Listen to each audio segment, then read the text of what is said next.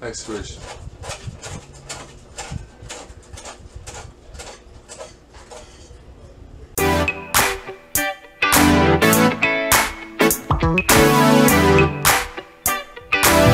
Hey guys, in today's video I am going to be giving you guys, as detailed as I can, some bearded dragon, the bearded dragon care that you need in order to be able to take care of a bearded dragon. So here I have one of my bearded dragons, Athena. I will get Hercules out during another part of the video, but right now I just have her because she was digging like crazy to get out of her cage. So to start off, I guess I can just give you guys a couple facts. Bearded dragons are from Australia, and no, not the sandy, deserty place that you were thinking of. They do come from Australia, more of like a foresty kind of area. It's not a rainforest, but it's kind of just like imagine like kind of a forest with sands, dirt, rocks, and just various substrates. So bearded dragons can grow over 2 feet long when they're fully grown with the tail. Generally 2 feet is a good size, but some of them can grow to 2.5 feet. I know a bearded dragon that is 2.5 feet. Just keep that in mind, that you are going to have space to be able to keep the animal for its whole life. So right before we get into care, I just want to say that by making this video, I just want to create an informative care guide to anyone who has a bearded dragon or has already done previous or prior research. All I'm saying is make sure you do more research.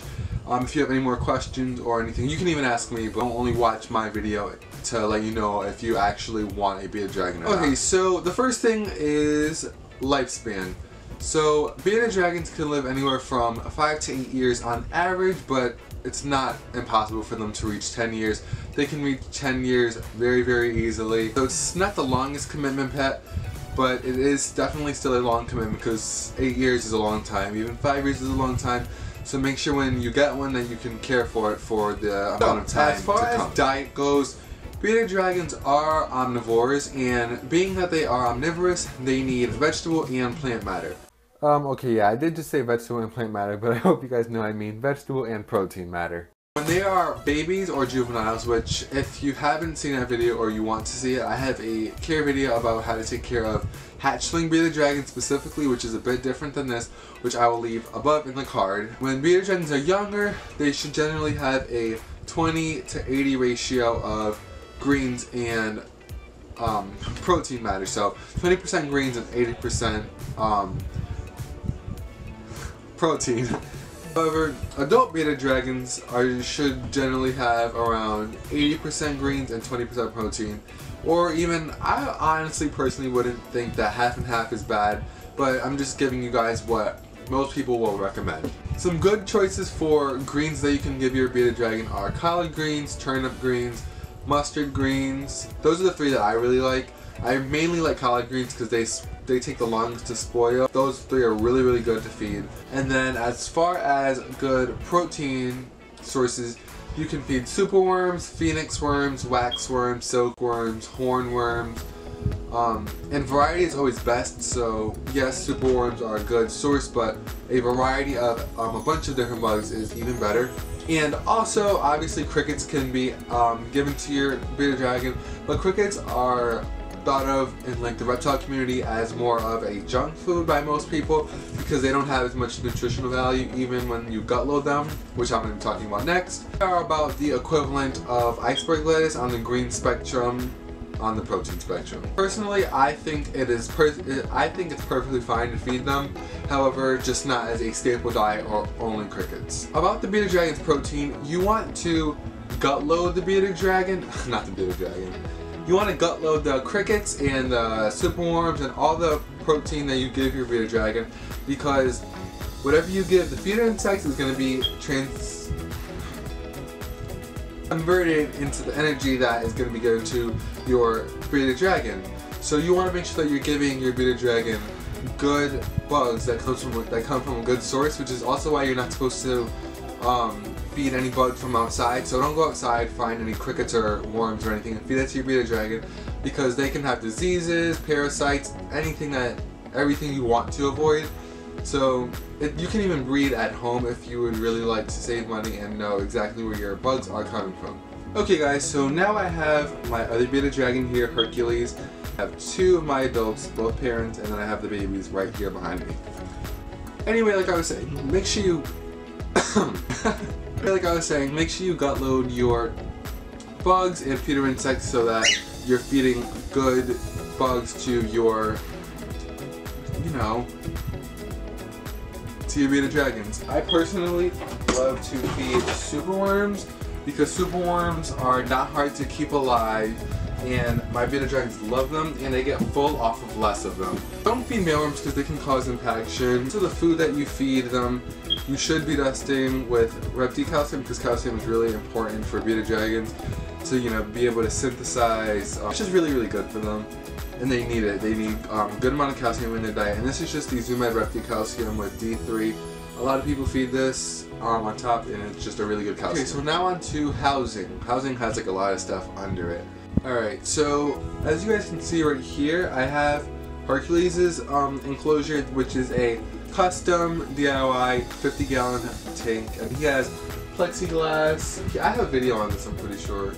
I should make an updated video because I did change a couple things, but this is just a wood and plexiglass enclosure, which Athena does need. This is Hercules. Athena does need an upgrade, so I'm probably going to be making her another one of these types of cages.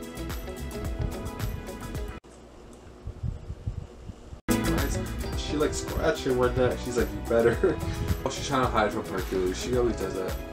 Hatchlings and juveniles can be housed in a 20-gallon comfortably, but you should know when they need to be upgraded, because when they're about to become an adult, I'd say when they're a year old, you really shouldn't keep them inside of a 20-gallon, regardless of what you see. When they are fully grown, most people, this is where it gets kind of debatable. Stop trying to hide from Hercules. He's not going to kill you, okay? I think 50 gallons is a good amount of space for a beta dragon. However, people say 40 gallon is like the standard minimum to house them in. So 40 gallons is fine, I guess. Hercules does have like a 50 gallon. Athena. He has a 50 gallon, and yeah, when they're grown, at least a 40 gallon enclosure. Enclosures can fall into two categories: DIY or tank. DIY can be like wood. Some people house them in tubs, like Sterlite storage tubs, but I haven't tried it before because I think like the heat bulbs can melt them, especially because I use ceramic heat emitters.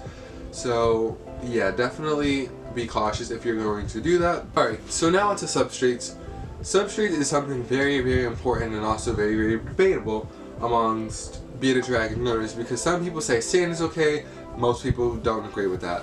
The thing is, sand, when you feed your... I cannot talk, guys. Sand, when your beta dragon eats, they can pick up some of the sand, which they cannot digest, so it just stays in their gut and builds up and builds up and builds up until eventually it kills them. You can do more research about impaction if you want. It's not hard to find articles about it, but sand does cause impaction from personal experience, actually. So I know that for a fact.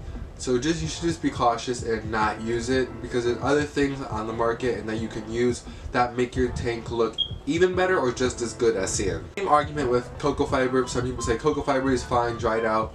Again, it can cause impaction, but I think cocoa fiber is easier for them to pass through their system rather than sand, which is kind of just like a hard, gritty substrate.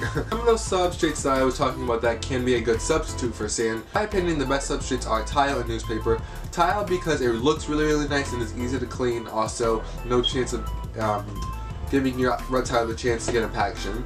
Newspaper is really easy because you can just throw it out and you don't have to clean anything and just get new newspaper. However, it does not look as nice, and so people tend to more opt toward the tile side of things. But you can also use things on the market such as Reptile carpet, which is, it's like a carpet that emulates grass or sand even. And yeah, you can be creative with it. Alright, so also in their tanks they should have hides. As you guys can see here, I have a hide, wrong side, behind me, which is just a green Zilla hide, so that makes them feel comfortable, and also they can double as a basking area, which is also what I'm going to be talking about. Basking areas, you know, rocks, logs, cork woods, regular woods, anything that's going to be able to get your beta dragon as close to the safe distance from the basking bulbs as possible, with them being able to absorb as many UV rays as possible as well. Alright, so of course my camera cut off as I had finished the video, and I look over at my screen and it's not recording. So I had to go back to where I was talking about heating source. So anyway, yeah, stay away from heating rods and heating mats. However, you can use Phillips bulbs, which I have a whole video about, so if you want the details about that, you can click the card above, and I'm not going to waste time in the video talking about that, and you can just watch the video and get all the details there. However, I would just like to say that my favorite heating sources are ceramic heat emitters, which can be found pretty much anywhere as well, and they're about the same price as heat bulbs. However, they don't break, don't overheat, and they don't give off any light. And this is pretty much generally, like, anything can malfunction or have a defect, but in my experience and a lot of other reptile owners' experience, none of this has ever happened to them, which is a really, really good thing. So yeah, they don't give off light, I think I said that already, and they give off the perfect amount of heat for your reptile. Yeah, that's pretty much it about the heat emitters. I really, really like them, and I recommend them to anybody who wants something reliable and easy to get a hold of. As far as temperature goes, the basking spot should be around 105 to 110 degrees, and for juveniles they typically like it around 115 degrees, but again 105 to 110 would be fine for any bearded dragon. And this is the basking spot where they're going to be basking to be obtaining a lot of their energy and, you know, synthesize and all that other stuff. Can you guys see that? My mouse is drinking.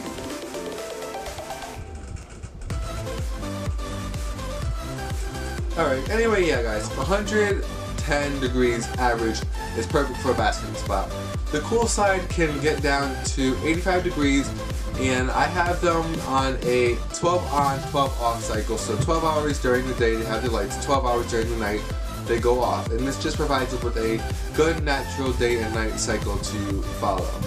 At night, the temperatures can drop down to, so I hate being interrupted when I'm filming, the temperatures at night can go down to 70, even 68 degrees really. I believe somebody said it can go down to 65, I believe I read that somewhere. But yes, bearded dragons are really tolerable to condition and environment changes, so don't worry about a life or death situation if their light goes out or anything like that. They're very understanding and tolerant animals, but still make sure you provide great care for them, obviously. Alright guys, so I think I covered everything in this video about their care. If you have any questions, just leave them below and I will answer all of your questions.